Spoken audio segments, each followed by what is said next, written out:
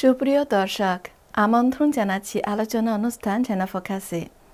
RTV ও China media গ্রুপের এই আয়োজনেই সঙ্গে আছি আমি ইউগাংইয়ে আনন্দী। চীনের পররাষ্ট্রমন্ত্রীর আমন্ত্রণে বাংলাদেশের অন্তর্বর্তীকালীন সরকারের পররাষ্ট্র উপদেষ্টা মোহাম্মদ তৌহিদ হোসেন 20 থেকে 24 জানুয়ারি চীনের সরকারি সফর করেন। এটি পররাষ্ট্র উপদেষ্টা নিয়োগ হওয়ার পর তার প্রথম দ্বিপক্ষীয় সরকারি সফর। সফরটিকে দুদেশ বিশেষ গুরুত্ব দিয়েছে। বেইজিং সফরকালে চীনের পররাষ্ট্রমন্ত্রী ওয়াং ই, চীনের কমিউনিস্ট পার্টির কেন্দ্রীয় কমিটির আন্তর্জাতিক বিভাগের মন্ত্রী লিউ জিয়েনচাও এবং জাতীয় আন্তর্জাতিক উন্নয়ন সংস্থার প্রধান লো জাওহুই পৃথক পৃথকভাবে তার সঙ্গে সাক্ষাৎ করেছেন এবং দুদেশের বিভিন্ন বিষয় নিয়ে বৈঠক করেছেন। তার এবার চীন সফরের সফলতা আর চীন ও বাংলাদেশের দ্বিপাক্ষিক সম্পর্কের ভবিষ্যৎ জানার উদ্দেশ্যে 22 জানুয়ারি সকালে বেইজিং থেকে সাংহাই যাওয়ার সময় প্রেস ট্রেনে উপদেষ্টা তৌহিদ হোসেন চায়না মিডিয়া গ্রুপকে একান্ত সাক্ষাৎকার দিয়েছেন। আজকে চায়না ফোকাস অনুষ্ঠানে সাক্ষাৎকারে তার চীন সফর, দুদেশের সম্পর্ক, চীনের আধুনিকীকরণের প্রভাব সহ নানা বিষয়ের আলোচনা আপনাদের শোনাব। চলুন দেখে আসি সেই সাক্ষাৎকারটি। মাননীয় পররাষ্ট্র উপদেষ্টা মোহাম্মদ তৌহিদ হোসেন, আপনাকে চীন সফরে স্বাগত এবং আপনাকে চায়না মিডিয়া গ্রুপের পক্ষ থেকে আন্তরিক শুভেচ্ছা জানাই। আমরা খুব খুশি হলাম আপনার ব্যস্ততার মধ্যে আমাদেরকে একান্ত সাক্ষাৎকার দেওয়ার সুযোগ দিয়েছেন। তো আপনার এবার পঞ্চমবার চীন সফর করছেন, আপনার কেমন লাগছে? দেখুন, একজন বাংলাদেশের মানুষ হিসেবে চীন সফর সবসময় খুব আনন্দদায়ক, কারণ চীন এবং বাংলাদেশের জনগণের মাঝে বন্ধুত্ব আছে এবং সেই বন্ধুত্বটা আমরা উপলব্ধি করতে পারি যে কোনো সময় চীনে আসলেই। কাজে আমাদের প্রাথমিক অনুভূতি সবসময়ই চীনে আসার জন্য সবসময় খুব আনন্দদায়ক এবং ভালো। আচ্ছা, যদিও এর আগে আপনি চীন সফর করেছেন, তবে আপনি বাংলাদেশ সরকারের পররাষ্ট্র উপদেষ্টা হিসেবে আপনার প্রথম বিদেশ সফর চীনকে বেছে নিয়েছেন। তো এবার চীন সফরের আপনার মূল আলোচ্য কি কি? দেখুন, আমরা চীনের সাথে আমাদের যে সম্পর্কের গভীরতা এবং ব্যাপ্তি সেটা অনেক বেশি। আমাদের প্রতিটি ক্ষেত্রে চীনের সাথে সহযোগিতা এবং সম্পর্ক আছে। তো আমাদের সম্পর্কের সব দিক নিয়েই আমরা আলাপ আলোচনা করেছি। তবে ধরুন, বাণিজ্য, প্রকল্প, উন্নয়ন প্রকল্প, বিনিয়োগ, এই জিনিসগুলো প্রাধান্য পেয়েছে। রাজনৈতিক কিছু বিষয়াদিতেও আমরা আলাপ আলোচনা করেছি। যেমন ধরুন যে আমাদের সরকার তো একটি অন্তর্বর্তী সরকার, এটা খুব দীর্ঘমেয়াদে থাকবে না এই সরকার। তো এটা নিয়ে হয়তো কারো মনে একটু দ্বিধা থাকতে পারে যে সরকার কতদিন থাকবে, এই সময়ে বিনিয়োগ বা কোনো চুক্তিতে যাওয়া কতটুকু লাভজনক হবে বা টেকসই হবে ইত্যাদি। আমার মনে হয় আমার এই সফরের মাধ্যমে এই ধরনের যে দ্বিধা দ্বন্দ্ব যেগুলো ছিল সেগুলি খুব সহজেই দূর করা গেছে। আমি একটা জিনিসকে সবসময় বলি এবং এই সফরে আমি তাদেরকে উল্লেখ করেছি, আমার প্রতিপক্ষ যারা ছিলেন চীনা, যে বাংলাদেশের সাথে চীনের সম্পর্ক কোনো বিশেষ সরকার বা রাজনৈতিক দলের উপর নির্ভর করে না। এই সরকারও কিন্তু চীনের সাথে সম্পর্ককে অত্যন্ত গুরুত্ব দেয় এবং আমরা এটুকু অ্যাসিওর করেছি এবং আমার মনে হয় আমি এটা বোঝাতে পেরেছি সাফল্যজনকভাবে যে আমাদের সরকার হয়তো অন্তর্বর্তীকালীন হয়তো খুব দীর্ঘ সময় থাকবে না, কিন্তু আমাদের সম্পর্কের ধারাবাহিকতায় যেসব সিদ্ধান্ত আমরা নেব সেগুলো পরবর্তী সরকার যারা আসবে তারাও এটাকে ঠিক মতোই পালন করবে, সেটাকে ফলো করে যাবে। এই ধারাবাহিকতা রক্ষা করাটা খুব গুরুত্বপূর্ণ এবং সেটা আমার মনে হয় আমি চীনা কর্তৃপক্ষকে সেটা অনুধাবন করাতে সক্ষম হয়েছি। আচ্ছা, হ্যাঁ, আপনি খুব গুরুত্বপূর্ণ একটা কথা উল্লেখ করেছেন এবং এর আগে বাংলাদেশের নানা সুযোগে আপনিও এটা প্রকাশ করেছেন এবং এই ধারাবাহিকতা বজায় থাকবে, দুদেশের জনগণের জন্য উপকার হবে আমার বিশ্বাস। আমি নিশ্চিত যে এটা আমাদের দুই দেশের জনগণের জন্যই উপযোগী। এই জন্য যে দেখুন, চীনের সাথে আমাদের কিন্তু ব্যবসা বাণিজ্য অনেক বেড়েছে।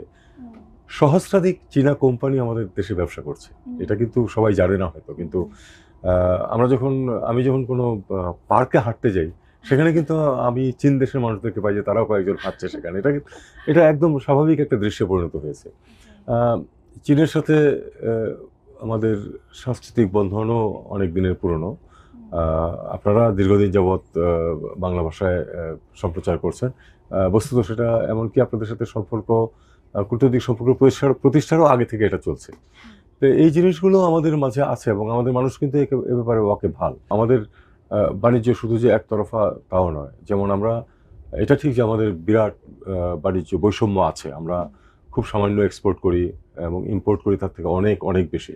কিন্তু আবার এটাও মনে রাখতে হবে যে আমরা এখান থেকে যে আমদানি করি তার একটা বড় অংশ কিন্তু আমাদের রপ্তানি পণ্য তৈরিতে ব্যবহৃত হয়। কাজেই এটা আমাদের জন্য খুবই গুরুত্বপূর্ণ। এই আমদানিটাও আমাদের জন্য খুব গুরুত্বপূর্ণ। আমাদের অন্যান্য দেশে যেসব রপ্তানি হয় সেগুলি যাতে আমরা বজায় রাখতে পারি সেজন্য। কাজেই এটা দুই পক্ষের জন্যই খুবই লাভজনক একটা সম্পর্ক।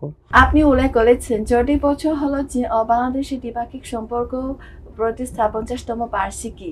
তাহলে অনেক সংশ্লিষ্ট সংস্থা এই বিশেষ সময় উদযাপনের জন্য অপেক্ষা করছে এবং নানা পরিকল্পনা নিয়েছে। বাংলাদেশ সরকার এই বিশেষ সময়ে উদযাপনের জন্য কোনো নতুন পরিকল্পনা আছে? দেখুন, এটা তো সংস্কৃতি মন্ত্রণালয় করছে, আমরাও বেশ কিছু করছি। দেখুন, এই যে আমার যে সফর শুরু হলো যেটা দিয়ে আমার যেই চীন সফর, এটাকেও আমি এটা সেই আমাদের উদযাপনের অংশ হিসেবেই দেখি যে আমরা যথেষ্ট গুরুত্ব দিই চীনের সাথে সম্পর্ককে এবং উচ্চ পর্যায়ের সফর দিয়ে যে শুরু হলো এটাই শেষ হবে না আমি আশা করি। আমি চীনের পররাষ্ট্রমন্ত্রীকে আমন্ত্রণ জানিয়েছি বাংলাদেশে আসার জন্য। আমি সিটকার যে সভাপতি আছেন তাকেও বলেছি বাংলাদেশে আসার জন্য। আমি নিশ্চিন্ত যে এর মাঝে বাংলাদেশ থেকে আরও ডেলিগেশন এখানে আসবে এবং বিভিন্ন বিষয়ে আলাপ আলোচনা হবে। এছাড়া কিছু সাংস্কৃতিক উদযাপনও আছে। চীন থেকে একটি ড্রোন উৎসব যাবে, ওখানে অনেক ড্রোন ওখানে উড়বে বাংলাদেশে। তো এই সব মিলিয়েই আমরা এটাকে এই বছরব্যাপী আমরা বিভিন্ন আয়োজনের মাধ্যমে এটাকে ধরুন উদযাপন করব এবং মানুষের মাঝেও এটা নিয়ে যথেষ্ট উৎসাহ আছে চীনে এবং বাংলাদেশে। 50 বছর দু দেশের সম্পর্ক আপনার দৃষ্টিতে এটা কেমন মূল্যায়ন করেন? দেখুন, যখন আমাদের সম্পর্ক প্রতিষ্ঠিত হয় 1975 সালে, এটা প্রধানত রাজনৈতিক সম্পর্কই ছিল। আমরা জানি যে রাজনৈতিক সম্পর্ক অন্যান্য সম্পর্কের ভিত্তি তৈরি করে।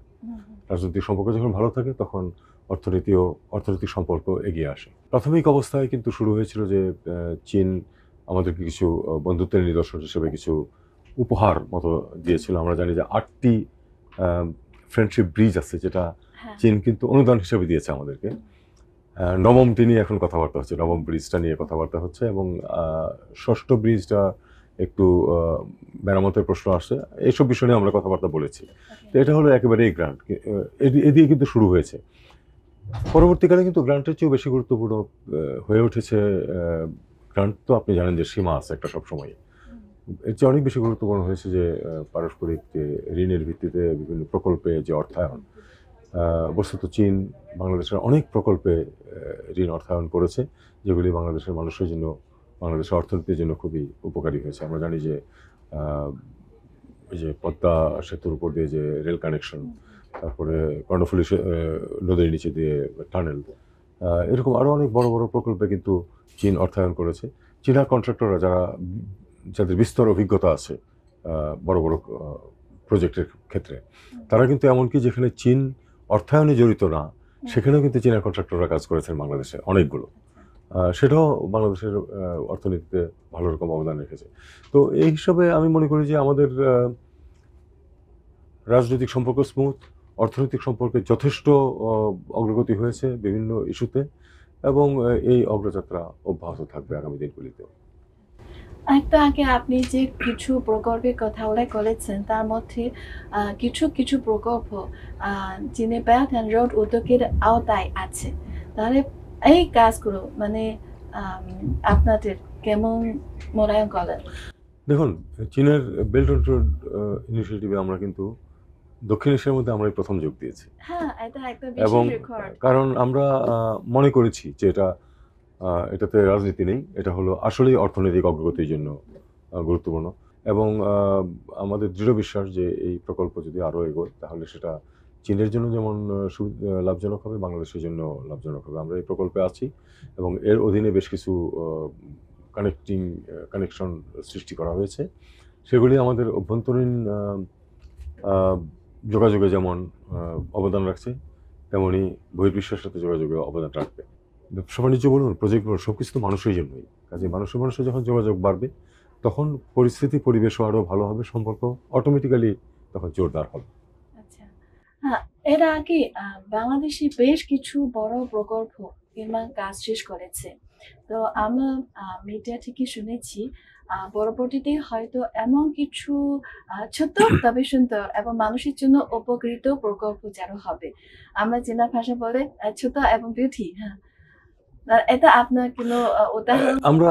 আমরা এখন একটা প্রকল্পের কথা চিন্তা করতেছি যে ছোট শহর যেগুলিতে আছে, আচ্ছা, বাংলাদেশের ছোট শহর যেগুলিতে আছে মিউনিসিপ্যালিটি, সেসব জায়গাতে যে ওই আপনার সিওয়েজ ট্রিটমেন্ট, তারপরে তাদের নাগরিক সুবিধা বৃদ্ধি, এগুলি নিয়ে কিন্তু আমরা এখন প্রকল্প করছি। এবং চীনা পক্ষের সাথে আমাদের কিন্তু এটা নিয়ে কথাবার্তা চলছে। এবং এই জিনিসগুলো কি অনেকগুলি ছোট প্রকল্প মিলিয়ে কিন্তু একটা বড় প্রকল্প। এবং এই ছোট প্রকল্পগুলি সারা দেশে কিন্তু মানুষের কাজে লাগবে। কারণ একটা জিনিস কি, একটা ব্রিজ দিয়ে যখন মানুষ পার হয়, জানে যে এটা বাংলাদেশ চায়না ফ্রেন্ডশিপ ব্রিজ, তখন কিন্তু অটোমেটিক্যালি মানুষের মনে একটা ভালো অনুভূতির সৃষ্টি হয় যে আমাদের তাহলে চীনের সাথে যে আমাদের সম্পর্ক, সেটা কিন্তু কাজে লাগছে। তো আমরা যদি ছোট শহরগুলিতে নিয়ে যেতে পারি এই প্রকল্পগুলি, চীনা সহায়তায়, চীনা অর্থায়নে, বা এমনকি ঋণের ভিত্তিতে, তাতে অসুবিধা নেই। আমরা চেষ্টা করছি সেই ঋণের শর্তাবলী যেন খুব সহজ হয়, যাতে করে আমরা ফেরত দিতে যাতে আমাদের কষ্ট না হয়। সেটা যদি হয়, মানুষ কিন্তু তখন অনুভব করবে যে না, একেবারে ছোট ছোট গ্রাম পর্যায়ে, শহর পর্যায়ে পৌঁছে যাচ্ছে যে প্রকল্পের মাধ্যমে আমাদের উপকৃত হতে পারবে মানুষ। তাহলে এই প্রকল্পের মাধ্যমে বাংলাদেশের জনসাধারণ আরো বেশি গঠনমূলক এবং তাদের জীবন উন্নয়নের জন্য সহায়ক হবে। যে কোনো প্রকল্পই আমরা চেষ্টা করি যে মানুষের জীবনমান সহায়ক হোক। দেখুন, বড় প্রকল্পগুলিও কিন্তু চূড়ান্ত বিচারে মানুষের জীবনমান সহজ করে। যেমন ধরুন, একটা বড় নদীর উপর যখন একটা ব্রিজ হয়, সেই ব্রিজের মাধ্যমে তো মানুষ চলাফেরা অনেক সহজ হয়ে যায়। যে জার্নিটা হয়তো আমাদের আগে 10 ঘন্টা লাগতো, সেটা যদি এখন 6 ঘন্টায় হয়ে যায়, তার মানে মানুষের কিন্তু 4 ঘন্টা সময় বেঁচে গেল। সে সময় তার অন্যান্য অনেক কাজ সে করতে পারে। তো এইভাবে এই ছোট প্রকল্পগুলি যখন দেখুন একেবারে মফস্বল পর্যায়ে পৌঁছে যাবে, তখন সেগুলি মানুষের সরাসরি বেনিফিট সেটা নিয়ে আসবে মানুষের জন্য। আচ্ছা, তো ধন্যবাদ এগুলো আমাকে শেয়ার করার জন্য। এখন আমরা আবার ফিরে এসে আপনার চীন সফর উপর। তো গত 21শে জানুয়ারি আপনি বেইজিং চীনের পররাষ্ট্রমন্ত্রী ওয়াং ই সহ 3 জন প্রধান যে বিভাগের মন্ত্রীর সাথে বৈঠক করেছেন। আপনাদের বৈঠক কেমন হয়েছে? আমি মনে করি যে বৈঠকটা খুব ভালো হয়েছে এই জন্য যে দেখুন, যদিও এটা অফিসিয়াল ভিজিট, অফিসিয়াল মিটিং, কিন্তু আমরা কিন্তু খুব ফ্র্যাঙ্কলি কথাবার্তা বলেছি। আচ্ছা, আমরা ওখানে ওই খুব রেস্ট্রেইনড ওয়েতে যেরকম কথাবার্তা বলে আমরা সেটা করিনি। আমরা খোলামেলা কথাবার্তা বলেছি এবং সমস্যাগুলো আমরা চিহ্নিত করার চেষ্টা করেছি। কোন কোন ক্ষেত্রে সহযোগিতা হতে পারে, কিভাবে বেনিফিটেড হতে পারে, সেটাও আমরা প্রপোজ করি। যেমন ধরুন, আমি সিটকাতে সরাসরি বলেছি যে দেখুন, আমি একটা আনইউজুয়াল প্রপোজাল করি। আমরা চায়না সাউদার্ন এয়ারলাইন্স কিছু তাদের প্লেন বিক্রি করে দেবে, ইউজড প্লেন, কিন্তু আমরা বিমান ভাবছি যে এই প্লেনগুলো পেলে তাদের সুবিধা হবে। তাই আমি বললাম যে আমাদেরকে হেল্প করুন যাতে আমরা এই প্লেনগুলি কিনতে পারি। এই ধরনের প্রপোজাল কিন্তু নর্মালি অফিসিয়াল মিটিংয়ে আসে না, কিন্তু আমরা যেহেতু এখানে খুব খোলামেলাভাবে আন্তরিকভাবে কথাবার্তা বলার চেষ্টা করেছি, আমরা ছোটোখাটো অনেক এরকম বিষয় নিয়ে এসেছি। যেমন আমরা বলেছি যে আমাদের ভারতে যে টার্সিয়ারি ট্রিটমেন্টের জন্য, উচ্চ পর্যায়ের ট্রিটমেন্টের জন্য মানুষ যেত, এটা যেহেতু ভিসা নিয়ে কিছু সমস্যার সৃষ্টি হচ্ছে, আপনারা কুনমিং খুব কাছাকাছি আমাদের, ওখানে এরকম ব্যবস্থা করুন। সঙ্গে সঙ্গে কিন্তু আমরা আপনাদের রাষ্ট্রদূতকে বলেছি, এটা সঙ্গে সঙ্গে এটা এখানে কথাবার্তা হয়েছে এবং আমরা আলাপ করেছি এবং আমরা সঙ্গে সঙ্গে কিন্তু সিদ্ধান্ত নিতে পেরেছি। খুব ছোট্ট জিনিস, কিন্তু দেখুন আমাদের সম্পর্ক যে খুব স্মুথ এবং খুব সহজে যে আমরা সিদ্ধান্ত নিতে পারি, সেটা কিন্তু এটা একটা প্রমাণ। আমরা আশা করতেছি যে খুব তাড়াতাড়ি এই বিষয়টি শুরু হবে। আমি বলেছি যে ভিসা সহজীকরণ করা হোক, ভিসা ফি কমিয়ে দেওয়া হোক, খুব বেশি ফি না, কিন্তু আরো কমালে মানুষের জন্য আরো সহজ হবে। এর আগে চীন ও বাংলাদেশের সম্পর্ক সার্বিক কৌশলগত সহযোগিতামূলক অংশীদারিত্ব করা হয়েছে। তো এই কাঠামোতে মনে হয় বাংলাদেশ এবং চীনের অনেক যৌথভাবে অনেক কাজ এগিয়ে যেতে পারে।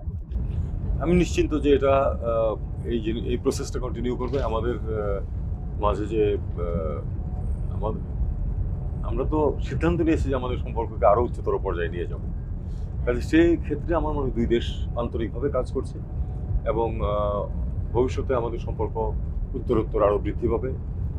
বাংলাদেশের অর্থনীতি আরো বড় হবে, চীনের অর্থনীতি আরো বড় হবে এবং ব্যবসা বাণিজ্য নিঃসন্দেহে আরো বাড়বে। এই তথ্যগুলো আমরা মনে করি তথ্যশীল তথ্য মাধ্যম আমাদের দু দেশের জনগণের কাছে পৌঁছে দেওয়া দরকার।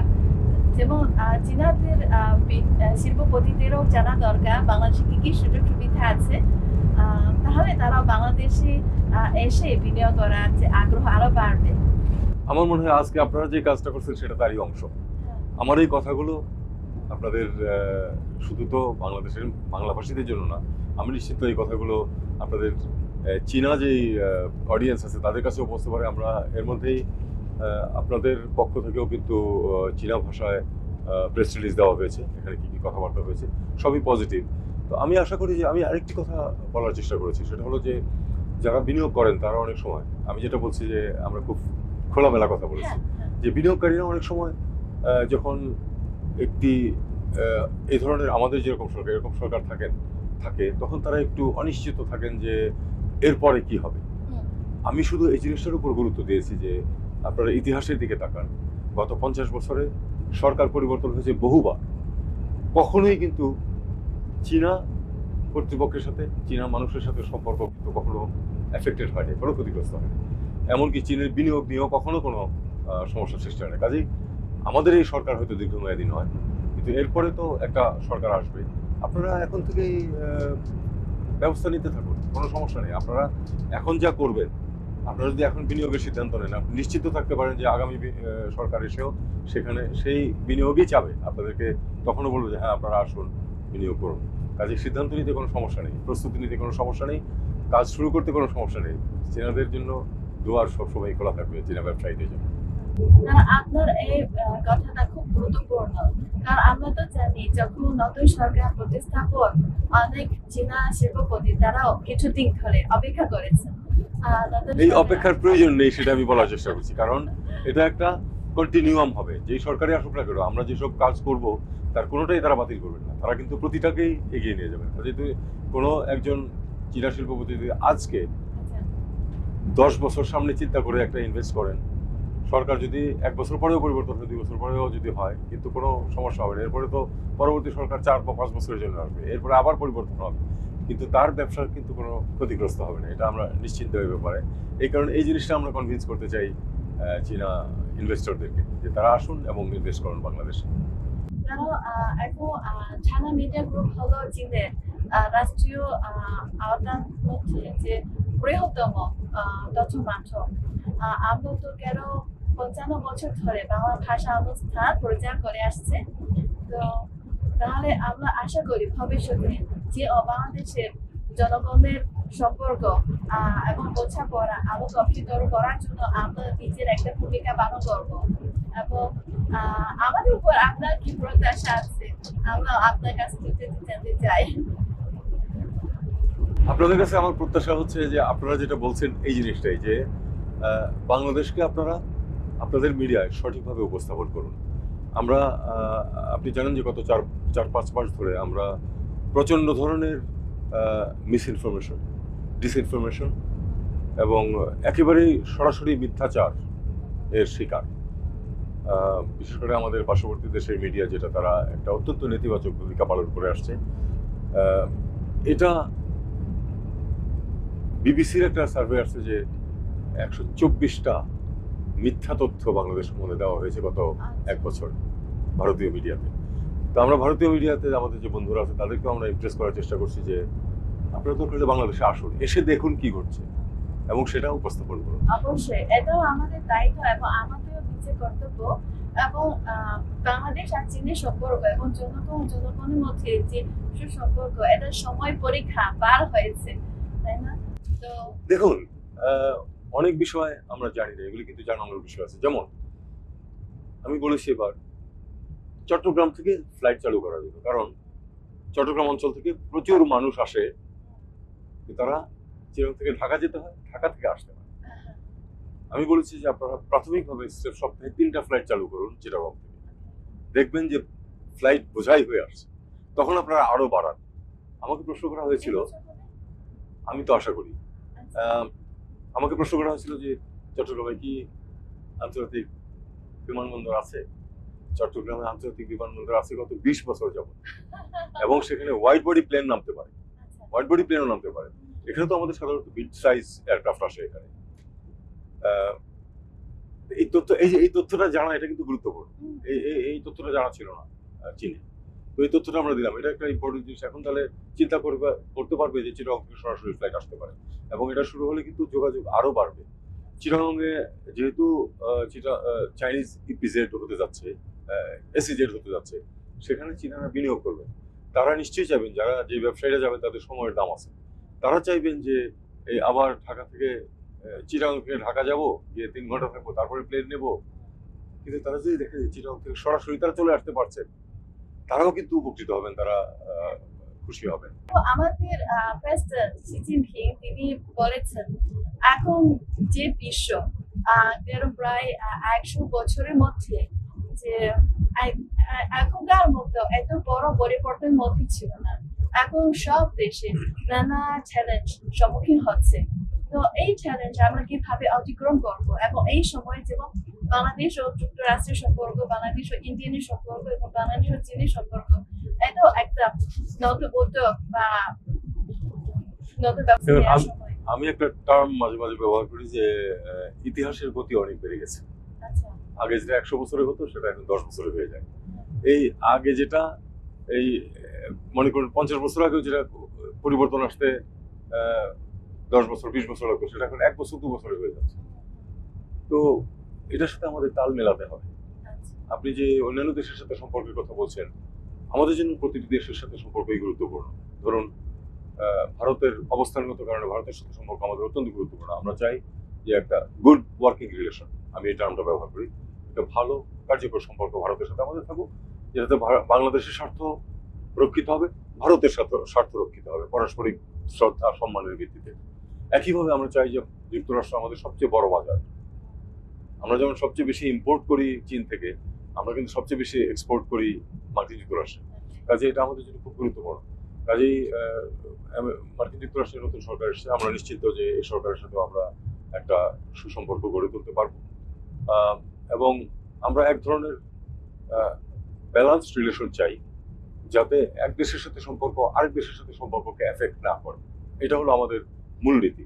আমরা সবার সাথে ভালো সম্পর্ক চাই, বিশেষ করে যে গুরুত্বপূর্ণ দেশগুলি আছে, আপনি যুক্তরাষ্ট্র বলুন, চীন বলুন, ভারত বলুন, জাপান বলুন, আমরা চাই যে তাদের সাথে খুব স্মুথ সম্পর্ক আমাদের বজায় থাকুক, এবং আমরা সেই লক্ষ্যেই কাজ করে যাচ্ছি। আপনাকে অনেক ধন্যবাদ, এবং আমি ছানা মিডিয়া গ্রুপের পক্ষ থেকে আপনাকে জেনে নতুন যে বসন্ত উৎসবের শুভেচ্ছা জানাই। আশা করি বাংলাদেশ চীনের মৈত্রী দীর্ঘজীবী হোক, আপনার সুস্বাস্থ্য কামনা করি, এবং আপনার এবার চীন সফর মন্ডিত হোক। আপনাকে অনেক ধন্যবাদ। দর্শক, চীন সফররত বাংলাদেশের পররাষ্ট্র উপদেষ্টা মোহাম্মদ তহিদ হোসেন তার একান্ত সাক্ষাৎকারে বাংলাদেশ এবং চীনের সম্পর্ক এবং বেল্ট অ্যান্ড রোড ইনিশিয়েটিভের গুরুত্ব নিয়ে কথা বলেছেন। তিনি মনে করেন এই উদ্যোগ বাংলাদেশের যোগাযোগ নেটওয়ার্ককে আরও উন্নত করতে সহায়ক ভূমিকা পালন করছে। দুই দেশের সহযোগিতার মাধ্যমে বাংলাদেশের অবকাঠামো উন্নয়ন এবং অর্থনৈতিক প্রবৃদ্ধি নতুন দিগন্তের দিকে এগিয়ে যাচ্ছে বলে মনে করেন উপদেষ্টা তহিদ হোসেন। এই ছাড়া এবছর চীন ও বাংলাদেশের কূটনৈতিক সম্পর্কের 50 বছর বর্ষী উদযাপিত হতে যাচ্ছে, যা দুই দেশের মধ্যে গুরুত্বপূর্ণ সম্পর্ক আরও গভীর করবে এবং ভবিষ্যতে আরও শক্তিশালী সহযোগিতার পথ উন্মোচন করবে। এই প্রত্যাশায় শেষ করছি আজকে চ্যানেল ফোকাস। এতক্ষণ সঙ্গে থাকার জন্য ধন্যবাদ সবাইকে।